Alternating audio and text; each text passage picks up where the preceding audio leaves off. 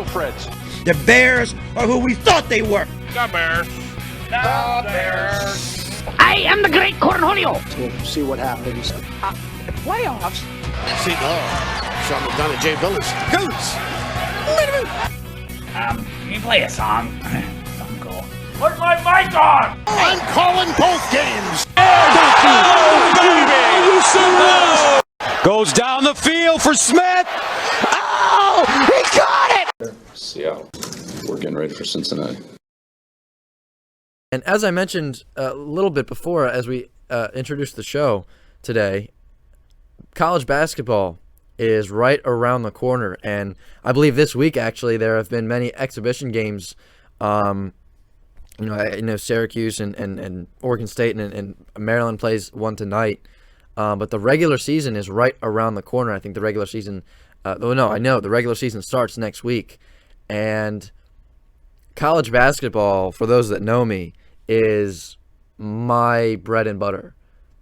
In the wintertime, come wintertime, college basketball is really the only thing that keeps me going. And I mean it.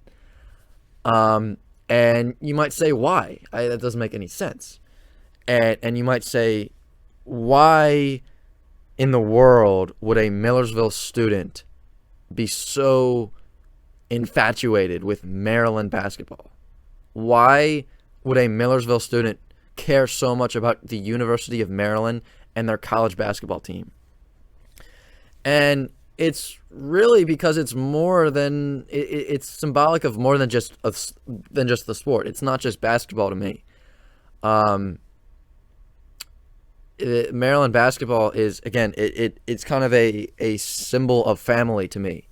And over the years, and even to this day still, my father has always been working.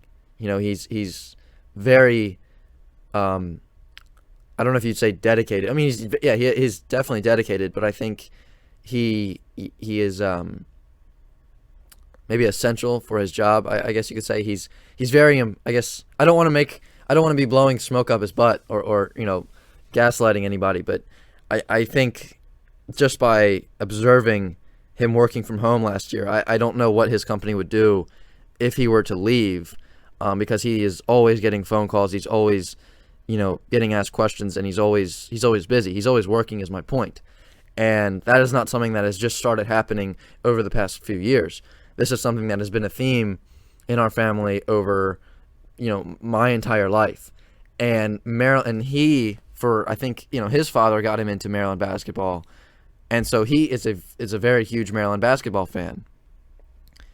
And Maryland basketball, come wintertime, basketball was, again, he's just a huge fan. So that was like one of the few times where he would put work away and say, hey, let's go watch this basketball game.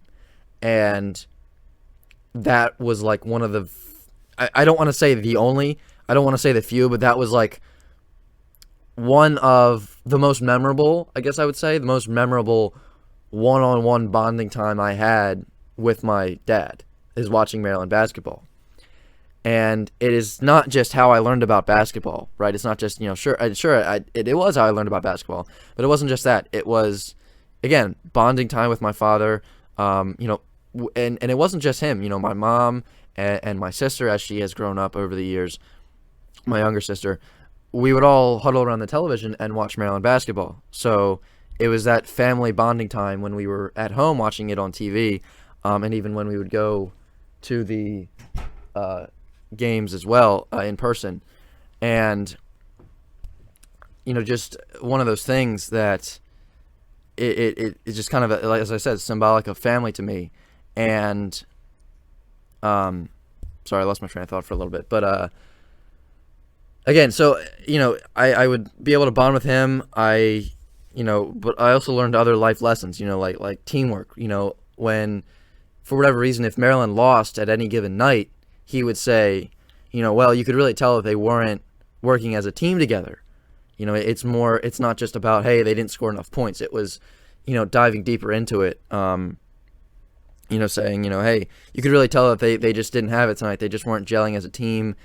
And then when they were successful, when they were winning and they were having a great game, he would say, wow, look at how awesome their teamwork is. And, just working as a team, communication, just a lot of life skills I had learned from watching basketball with my father. And every time college basketball comes around the corner, sure, Maryland starts the schedule off against cupcake teams, and you might say, why in the world do you get excited for Maryland basketball as a Millersville student, and why do you get excited for Maryland basketball playing Vermont or George Washington in November? What about that is exciting to you? And that's what it is. It's just reminding me of all the things that I have done, and all the things I've learned, and all the experiences I've had. And I haven't been to a Maryland game since March of 2019, and college basketball, as I mentioned, is my favorite sport. It's my biggest thing. It's the thing that keeps me going in the wintertime. I wake up every day in the winter, thinking about, every day that the Maryland plays a game, I'm always waking up saying, can't wait for this Maryland game tonight. I'll wake up at 8 o'clock, 9 o'clock in the morning and already be thinking about the Maryland game 7 o'clock on the same night, or 8 o'clock. And it that's the one thing that really keeps me motivated in the winter. And I always joke around saying, I don't know what I would do in the wintertime without Maryland basketball. But it's, not just watching the games on TV or going to the game in person. We had gone on road trips, my dad and I, and even the whole family. We've gone on road trips throughout the years. We've been to Penn State many times, and just the funny things that the funny experiences and the funny things that have happened. Getting to know, not getting to know, but I guess getting to know the big donors for Maryland. Seeing them everywhere, and again, learning that my dad had this one quote, and I think I mentioned it in a video I had posted on the YouTube channel a while ago. He said, "Keep going till someone stops you." And there was this time we were at Ohio State for Ohio State Maryland game, and he had this set of tickets, and he said, he wanted better seats, so he contacted this one guy that he knew that was, I guess kind of I don't know what his position was, but he contacted him asking for see if he had any seats, and of course we would pay for him, of course, just see if he had any available. We got 2 sets there, and then I think we went to somebody else, and one of the assistant coaches or something, and they had we were able to hook us up, and it's just funny, we were 6 hours away or whatever. We had 2 seats, and yet he wasn't satisfied. He wanted more, and I think we wound up having 8 sets of tickets to that game. It was funny, and Syracuse. I was to a Syracuse game, and we were right there, right behind the bench. First row. I think I got upset at a call, and I almost ran out onto the floor by accident. Rutgers. So at the time, Rutgers is actually a funny thing. So we had started going on road trips when I was in middle school, in 8th grade, and in order to have an excused absence that one year, it was really kind of, in my opinion, a dumb rule. And in order to have an excused absence, if you were going somewhere, you needed and I understand if you're going to the doctor or whatever, you needed a doctor's note. But if you were going somewhere, if you were going, you needed some kind of documentation that you were there. And so at Rutgers, we were okay, we'll just tell them that we were on a college visit, right? And I mean, hey, technically we were on a college visit. And so, we went, and we just, all we wanted really was, I wanted to learn somewhat about the campus, but we didn't want to have the whole 3-hour spiel, the lunch, the whole deal.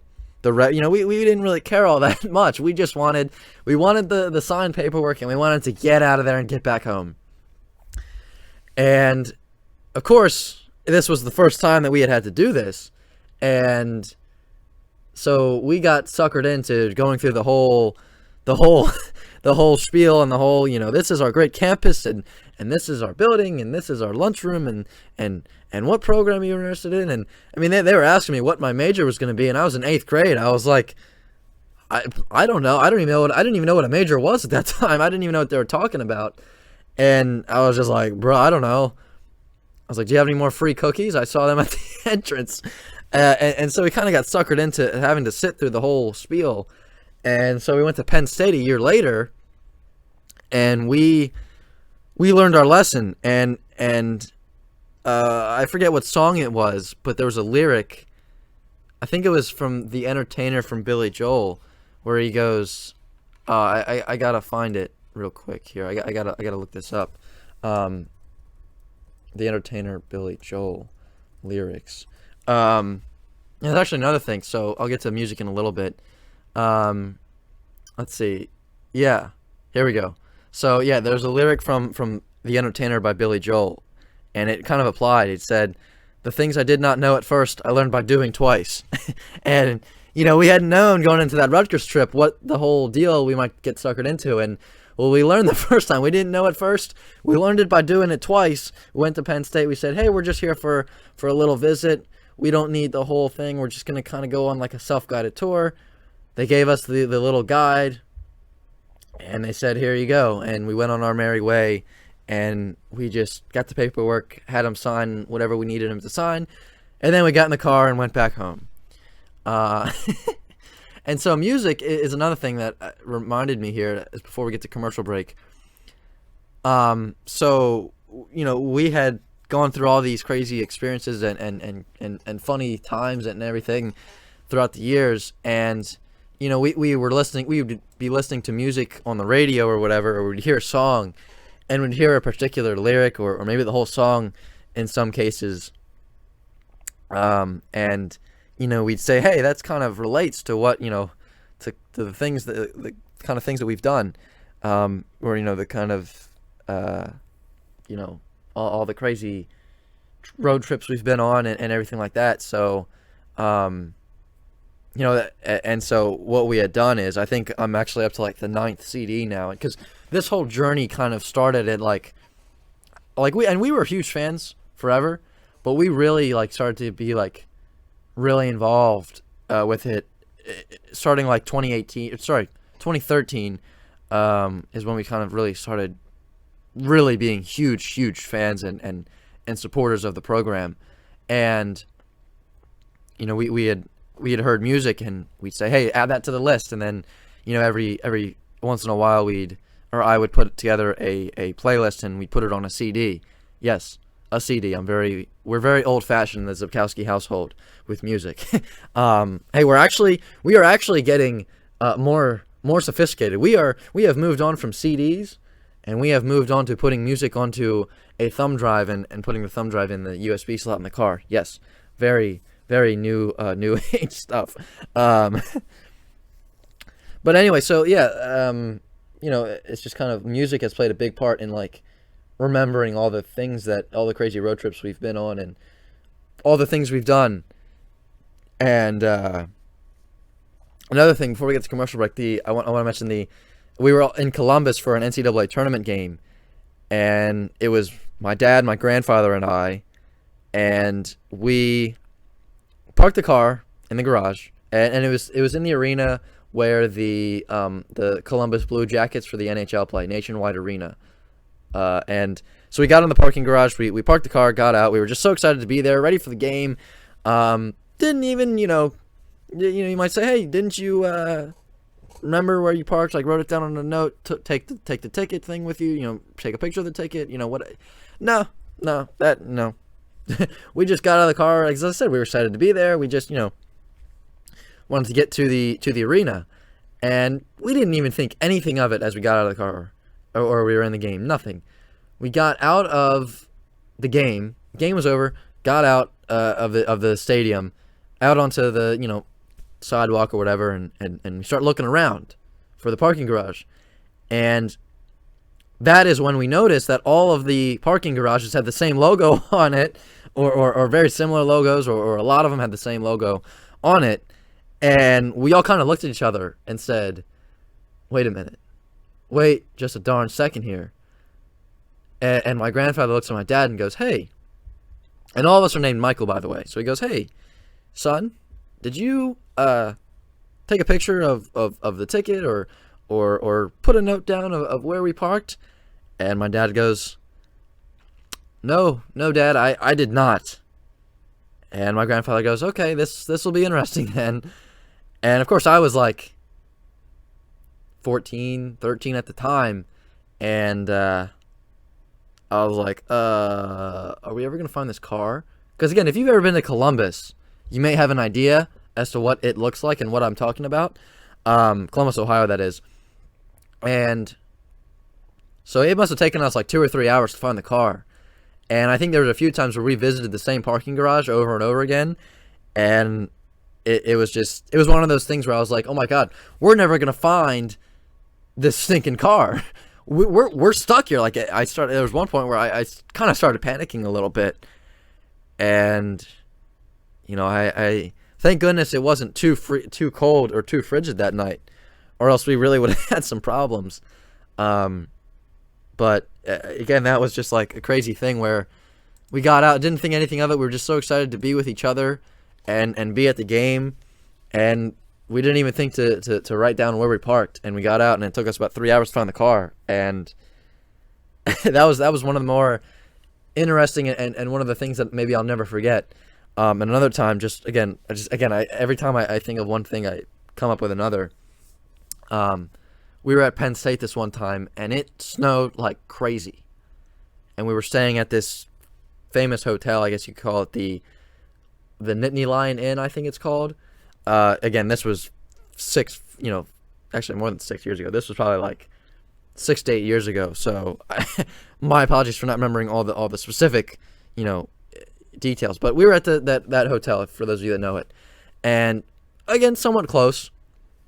I think we got a ride to the arena, or maybe we walked, I'm not sure, but we got there, and it was fine. It was cold, right? It was cold, because of course it had snowed like crazy amount. We weren't driving was the bottom line. As we were driving into State College, we would wash the windshield, and the windshield wiper fluid would freeze onto the dashboard, or you know what I'm talking about, not the dashboard, the windshield, and it was that cold. Like, it was negative teens. It was freezing. And so we get out of the game, and of course, going to the game, we left early, as we always do for games, so not many people were trying to get into the small shuttle that they were taking to the stadium. And I think we did take the shuttle to the stadium. We got out of the stadium, and of course that's 10,000 people figuring out where to go. And the Nittany Lion Inn, as I said, kind of a storied and famous hotel. And my dad was he has the same patience that I do, and I'm not very patient. And so he noticed that the first shuttle was taken up, and they had about 3 or so that they were kind of rotating, and it was just no shot of getting in there. And my dad gets a little claustrophobic, so he didn't want to be packed in a small van with 30 other people. And so he goes, you know what, we waited for about 10 minutes, and then he said, let's just walk. And we were walking back, and it was so cold, I thought my nose was going to fall off. And I said it after that night. We got into the hotel lobby. I was sitting in front of the fireplace maybe for half an hour, and I try my best to kind of live up to what I said. But sometimes I'll be like, man, it's kind of cold out, right? Or I'll be like, man, it's freezing out. But after that night, I said, I will never complain about the cold ever again. Because we walked about, I want to say maybe a mile or so, back to the hotel in negative 10-degree weather, snowing. I don't know if it was really what I was doing, but I think I was coming in and out of consciousness a few times. My eyelids, I felt like were frozen. I had icicles coming out of my nose. I thought my ears were going to fall off. I mean, it was cold, to say the least. And I think I was kind of like, I think I was walking as if I was drunk. Like, I just couldn't walk straight. I was like so cold, I forgot how to walk. Like, it was kind of taking over you. So it was just another funny thing that had happened, another thing that maybe I won't ever forget. So that is why I always get excited come Maryland basketball season, because it reminds me of all the things that I've done with my father, and all the crazy road trips we've been on, and everything like that. Shut up and sit down.